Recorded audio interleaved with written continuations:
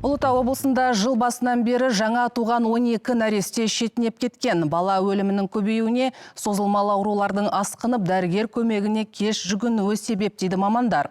Жаңа құрылған облыста ана мен бала денсаулығына қарайтын мамандар тапшы екенін де жасырмайды.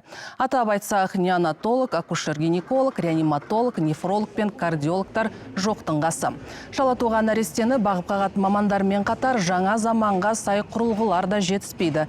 Жансақтау бөлімдерінде әлсіз туған баланың бетін бері қарату да қиын. Өйткені арнайы медициналық құрылғылар тапшы. Өңірде клиникалық балалар ауруханасын салу мәселесі де күн тәртібінде тұр. Дегенмен Ұлытау облысының денсаулық сақтау басқармасы жағдай жыл өткен сайын жақсарып келеді дейді. Былтыр бұл уақытта 19 бала өлген, дегенмен 200 мыңнан аса ғана тұрғыны бар облыс үшін бұл аз емес.